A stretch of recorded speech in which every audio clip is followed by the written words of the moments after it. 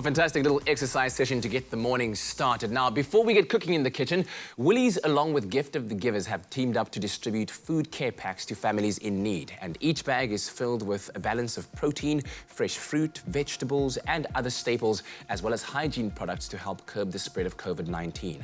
Now, did you know that donating as little as 10 Rand would provide someone with 3 meals for a day?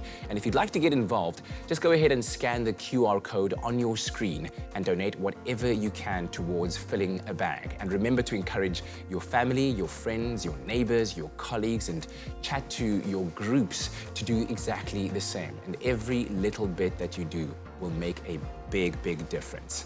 And now, of course, it is Friday, and Chef Clem is in the kitchen to share one of his kitchen craft sessions, of course, where we pick up tips and chefing skills right there in the comfort of your own home. And for me, right here next to Chef Clem, and we're going to be learning step by step how to spatchcock a chicken and how to prepare a chicken brine for the juiciest chicken that you'll ever taste. I've said the word chicken so many times, I'm salivating. Chicken. So what are we making today? Chicken. I'm still stuck on the fact that you said that small amount of money can provide that many meals to someone. There we go. Wow. And we all know, I mean, we've been thinking about just how harshly this COVID-19 pandemic has impacted those that are less fortunate. So, I mean, go ahead, guys. If you can and you have just $10 to give, it makes a real difference. I mean, we talk about daily difference every day and how we can save a daily difference. I think maybe it's time we kind of become the daily difference in someone else's life. Here we go. And like, you know, I'm stuck with that number. Here we go. $10. That small amount of money that makes such a huge difference. Exactly. So definitely, yeah. Exactly. Guess what I'm going to be doing? Bing! QR code. I love that. Good stuff. Okay. Good stuff. So talking about saving, one great way to save is to buy a whole chicken and portion it yourself. Aha. But this is something that people don't like doing. I think it's because they don't know how to do it correctly. That's very true. But it's such an easy task. And it's kind of satisfying to be like, I did this by myself. I butchered the chicken, like if it's beef, lamb, whatever, to go to that whole stage of kind of breaking it down. Yeah. I love it. It makes you feel like you're more in touch with your food. You're more skilled. Exactly. It's about the skill. So, before we get into it, let's talk about the chicken. Okay. Okay, so on a chicken, you've got 2 legs, right? This sounds silly, but it needs to be done. People need to know this. Okay, so you've got the 2 chickens, the two legs, sorry, which are connected to the 2 thighs. Okay. And then the 2 thighs are connected to each other by the spine that runs down the middle. So turn it back over again, the breasts, and then the 2 wings. Exactly. So where the breasts are sitting, where they perched up, that's the front of the chicken. And then this is the back, which is the flat side, and yes, it's got that spine running down the middle. Okay. So we're gonna spatchcock this chicken, which sounds, it's basically butterflying the chicken. There we go. Super easy. Yes. The reason we do this, the chicken, just like this, when you put it in the oven to roast, or when you brine, we love brine, we brine everything. It will take such a long time to roast because you've got the chicken basically in a circular shape. Exactly, yes. You want to kind of, when we butterfly the chicken, we're creating more surface area. So more heat's able to cook the chicken, which means it cooks in half an hour. Evenly. Which is a big thing. So let's talk about how we actually do this. So we're gonna turn the chicken onto its front, and we're gonna kind of take our fingers and feel where the spine is. Okay.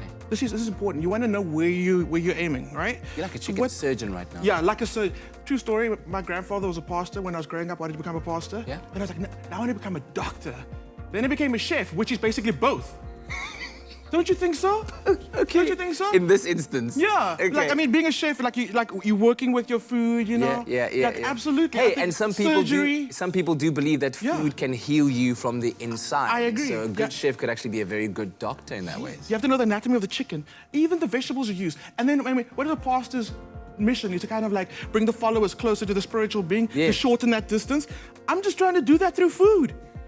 So you're a pastor, doctor, and a chef. Can I get an amen? Hello. Hello. Okay, all right. So I've normally seen people butcher their chicken or to butterfly it, and I see chefs doing this all the time. They just kind of take the spine out, which is okay. And then break it open. Yeah, but the most tender part of the chicken is called the oyster.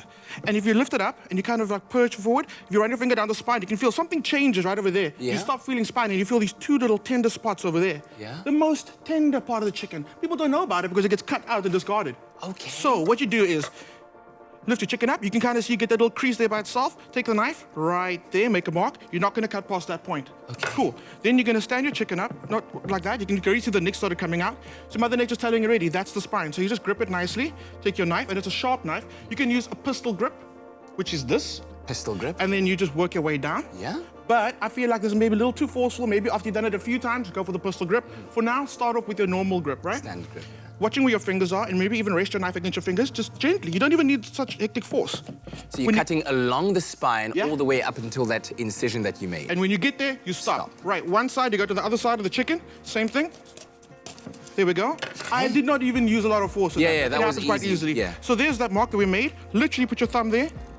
Break Boom, it. Done. And you snip it off.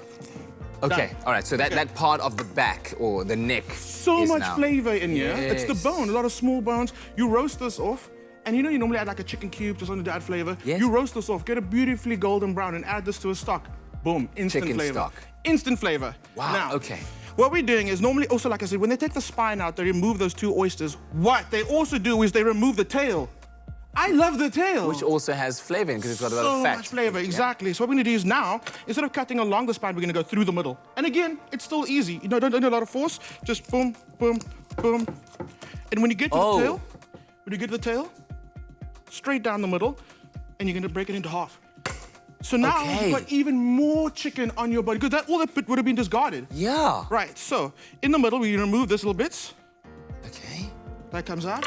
Grab your cloth. This is a masterclass. It's a masterclass, it is. And I love doing this.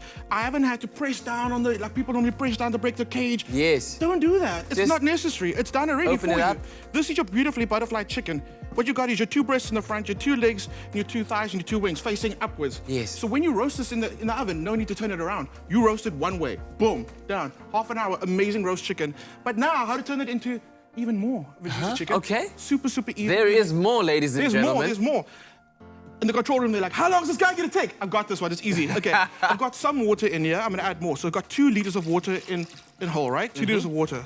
Then I'm gonna add some salt. Normally a cup of salt to a cup of sugar. I mean, it looks like less, but this is Himalayan salt, which is very, very fine. Yes. So I don't need that much. So salt goes in. That looks like a lot of salt that you've just added there. It's gonna add a bit of seasoning to your chicken, but the purpose for the salt is, salt breaks down proteins. A bit more in that sugar, so you don't need more of the sugar. Oh, yes, look at this man, waste not. Okay, so the salt breaks down proteins, right? Okay. And it starts tenderizing it. And then what happens is once those proteins actually break down completely, they allow moisture in, but they actually don't let it out, so they retain all that moisture. So we're gonna season it. Some garlic going in there.